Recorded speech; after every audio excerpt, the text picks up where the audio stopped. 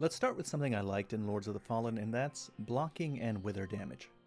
The way that it's implemented here is by far my favorite system out of any of these kinds of games. Hmm. And I deeply hope that Yeah, I like that. Souls games adapt something like this in future entries. Basically, in Lords of the Fallen, shields don't block 100% of physical damage. Yeah, and it's pretty low. Not even half damage on this one. I don't know if it's not upgraded or anything, but still, that's pretty darn bad block protection. No matter what shield you're I using. mean, in Elden Ring, I think if I remember correctly, that even yeah, I'm not remembering what I was thinking. Yeah, in Elden Ring, you can block up to 100%, and yeah. using. Even the best medium shields block Oh, around. oh, I was thinking with weapons. Even the weapons are higher than this, I think. A lot, some of them, for block protection when you use them instead of a shield. 50%. And the biggest weapons block a percentage comparable to that. The damage that isn't blocked becomes wither damage, represented by this white bar on Which your you health can bar. regain just by doing This damage. wither damage is the equivalent of Bloodborne's rally mechanic. You can get all of I this you health. know, I never got to. I mean, I played Bloodborne on the PlayStation, and I never got very far in that. I'm not good at this stuff, at the punishing combat action RPGs, but I love them. Most of them are really gorgeous, and when you do things right, and and play well, which is rare for me, it's a lot of fun. Health back if you are aggressive and attack the enemy. But it has some adaptations that make it, I think, very interesting. First of all, as long as you're blocking, the wither damage won't go down. That is, you won't lose any of that withered health. But if the enemy lands a clean hit and you're not blocking, all of that damage disappears at once, and takes away your opportunity of regaining it. So long as you successfully block an attack, you won't die. You can take so much wither damage that you're at 1 HP, and so long as you block, the hits Okay, that is cool. I did not know that. Definitely gonna have to check that out in game. won't kill you. The amount of health that you get back is substantial. You regain a lot of big chunks when you attack. And unlike in Bloodborne, the wither effect doesn't go away. This means that even after finishing the current batch of enemies you might be fighting, you can still regain that lost wither health at the next encounter. This is a significant change because it doesn't so much incentivize aggressive play, but intelligent aggressive play. There's also a parry mechanic. If you block just as the enemy hits you, you'll parry the attack. The parry will do damage to the enemy's poise, which you can see by locking on. But the parry also still makes you take wither damage. In a boss fight, all of this comes into play. Interesting. You can parry attacks Parry to should get do through no the monster's damage. poise, but since even successful parries will make you take wither damage, you're spurred to both be aggressive and play cautiously. You want to be aggressive so you can get that lost wither health back, but you want to be cautious because if you take a hit, all that wither health will be gone. It's a very nice system, and it works well in practice. The only problem I have with it is the sound and animation that plays when you parry an enemy correctly. Really? That's The parry sound is supposed to work as feedback. It's supposed to yeah. let you know that you got the parry correct. Like in Elden Ring when you do a guard block. And so you block, and then you hit with your you hit with a heavy attack, and it does this dong or some sound that you like to hear. correctly, and it's supposed to make you Kind of like they talk about how games they learned a lot from casinos. feel good that you got the parry. But the sound that plays is this extremely wimpy. I mean with their sounds and everything. I think the sound is really distracting. No, I just got done playing I want Lies to of hear P, it. which has a similar parry mechanic. And the parry sound on there, now that's a parry sound that has some hair on its chest. That's a stimulating sound. Wow, makes you want to get stimulating, more huh? parries just so you can hear it again, as opposed to the delicate ding you hear in Lords of the Fallen. Another thing that I like is the way that Well, the delicate ding can just be like was finesse. It's yeah, and that's what a parry would be. spells and throwable items work in Lords of the Fallen. This I don't just like, Mm-hmm. actually. I'm obsessed with this system. For years, I've complained about the way From Software handles spells. For more than years, for over a decade, I've been bitching about the way From Software does spells. I typically don't play mage builds, not because I don't like them, I do like them, but because I hate cycling through the spells. I hate pushing up on the directional button to get to the spell that I want. And if you have a bunch of spells, if you have something like 6 and you're pushing the button 5 times to get to whatever it is that you want, and you have to memorize where they are, I hate it. I can't stand it. You know what might have worked better in that with that would be you hold down the you do that. Oh, you hold down the right trigger and then you've got um your spells in a radial here, so you would hold down right trigger and it would be yeah. It would pop up on the left too on the right with spells that you currently have when you hold down the one of the controls, just one of them. And then on the left would be consumables and your weapons, and you'd have the controls for those two. Um, so yeah, you'd hold right trigger, and then if you wanted to do something on the left side, you would also hold left trigger, and then use the 4 buttons on the controller. I've never had a good idea of what I would want to replace it, but I've always been sure that I wanted the current system to end, to get replaced with something else. All right, I gotta Whatever it is that see you what want, he and was you have to talking memorize about. where they are. I Hold on, hate it. let's go But back. because I hate for over a decade, I've been bitching about the way From Software does spells. I Ah, typically don't play mage builds, not because I don't like them, I do like them, but because I hate cycling through the spells. I hate pushing up on the directional button to get to the mm-hmm. spell that I want.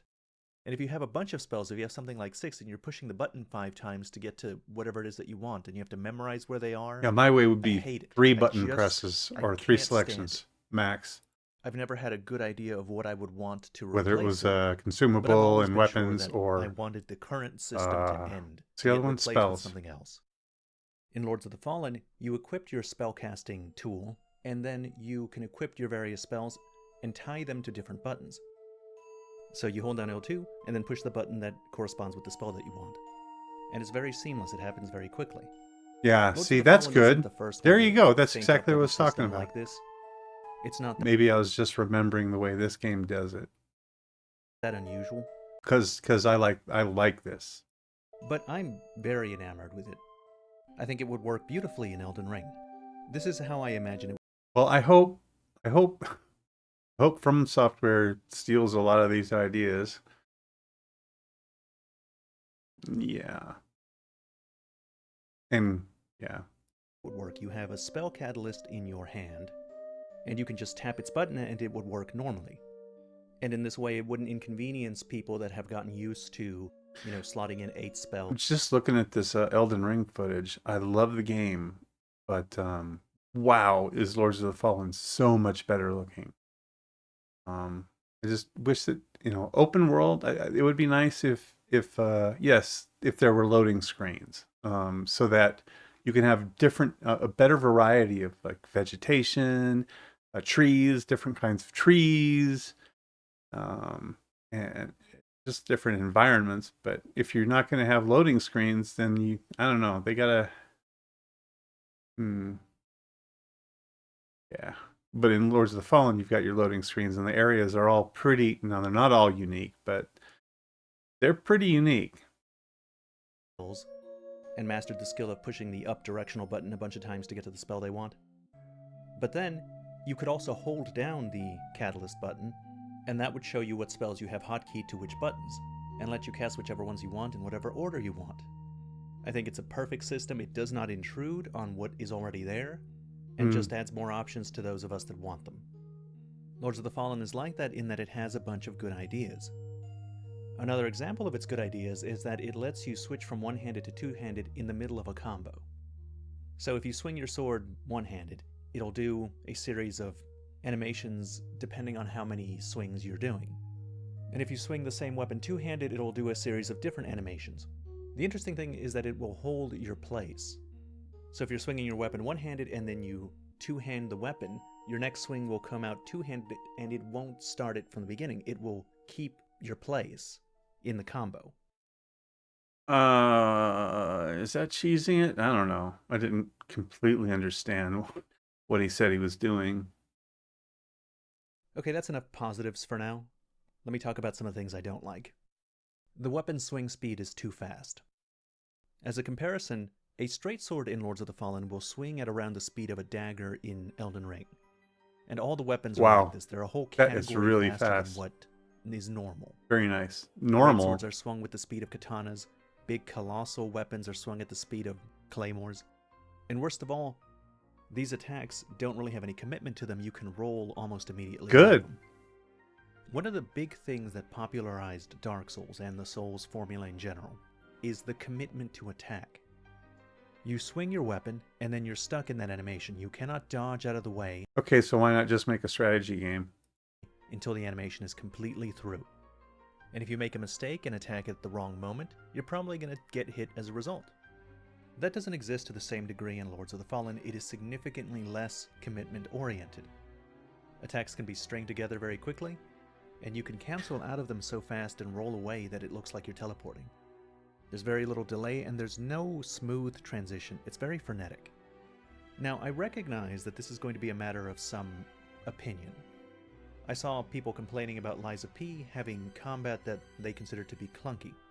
And from what I gathered, what they mean when they say that the combat is clunky is that it's too high commitment for their tastes. When you attack in Lies of P, there's a slightly longer delay before you can block or dodge again. Lords of the Fallen, Elden Ring, and Lies of P... Which means you've got to nip away at every boss, right? That's your strategy.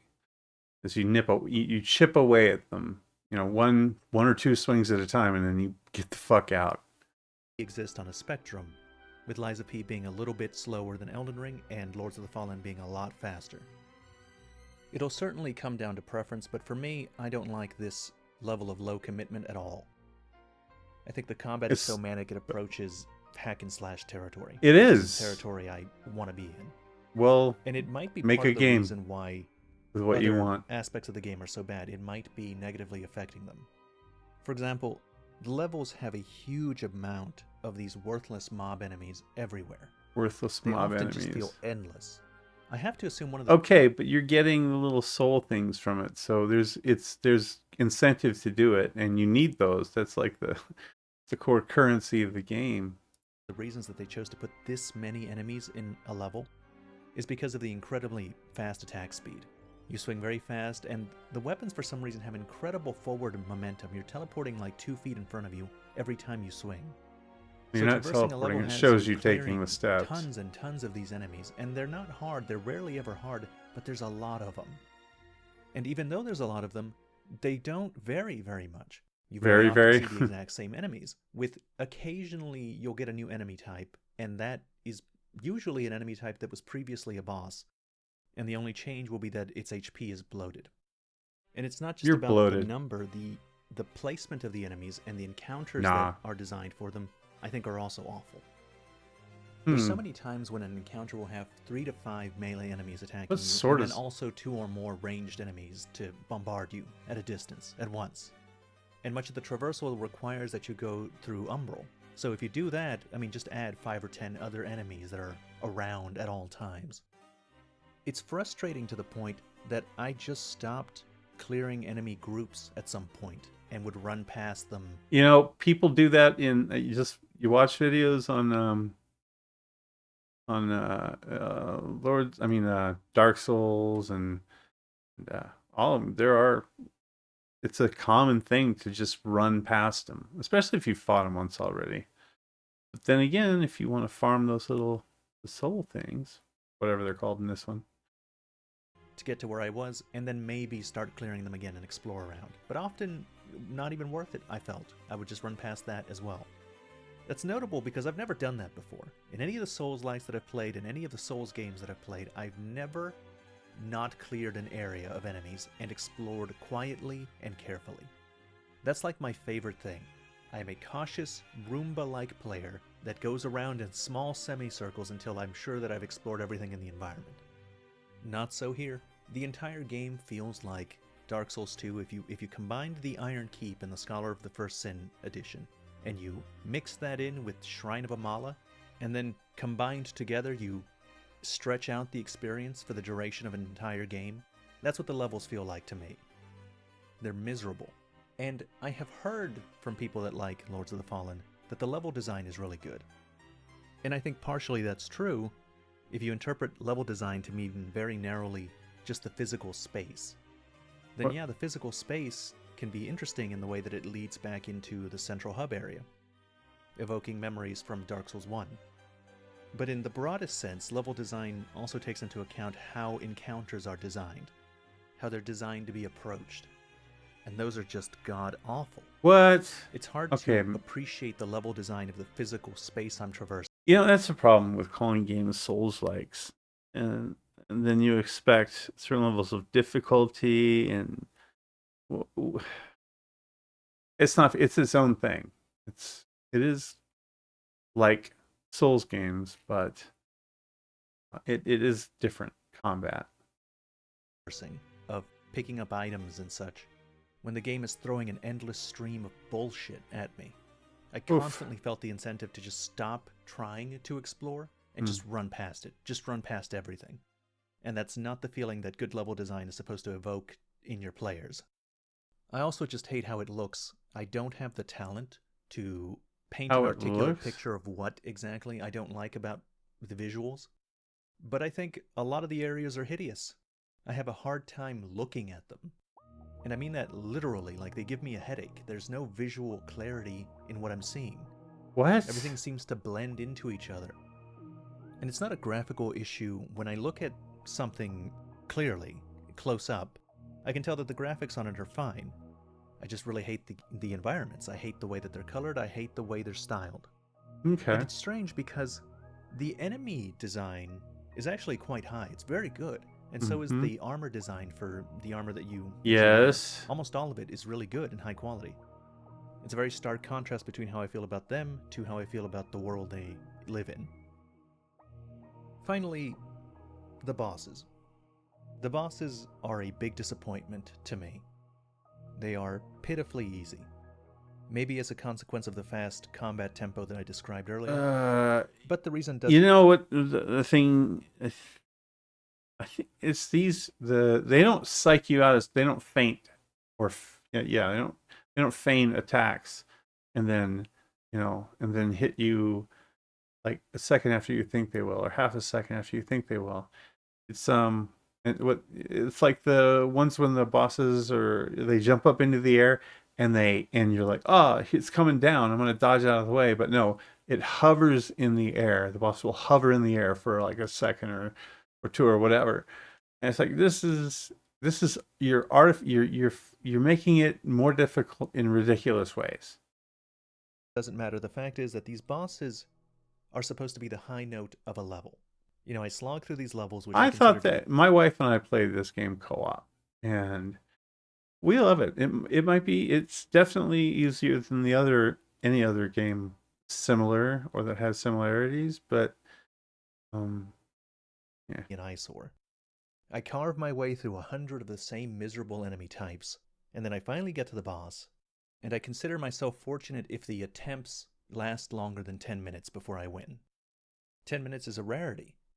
Most of the secondary bosses that are just humanoids, those usually got done in 1 to 3 attempts. Now just to disclose, I didn't beat this game. I've played for around 15 hours, I've killed 5 of the main giant bosses, and about 8 of the secondary bosses that double as normal enemy types. So I can't vouch if this impression that I've developed continues to the endgame. You know, it's possible that the levels, the enemies, and the bosses have a dramatic increase in quality at a point further than I am. But I don't think I need to fully beat it to give the review that I've done. I came into Lords of the Fallen very hopeful. I paid my own money to get this game. Who else And when is I what have you to give pay? up my own cash and time, I'm always hoping that the experience is worthwhile. I felt I needed to voice my opinion on it, because not only was I disappointed, but leading up to release, all of the Souls YouTubers that I watch, and even some of them that I'm friends with, gave this game glowing reviews. And while I respect their opinion, I don't agree. So I thought it'd be valuable to leave my impression of the game as someone who was very hyped and ended up being disappointed, to the point he didn't want to finish. And that's the end of this video. As always, thank you very much for watching. Hold on. Hyped and ended up being disappointed. To the Souls YouTubers that I watch, and even some of them that I'm friends with, gave this game glowing reviews. Yeah, because it's a great while I game. respect their opinion, I don't agree. So I thought it'd be valuable to leave my impression of the game as someone who was very hyped and ended up being disappointed. I wasn't hyped at all. I didn't even know it was coming, and I was amazed by it. Maybe that's the thing. And that's the end I of this didn't have video. expectations As always, going thank you very in. much for watching. All right, so it's just a good game. Especially co-op. Well, any game is made better by co-op. I believe that, but no, it's a lot of fun. Anyway, that's it. See you on the next one.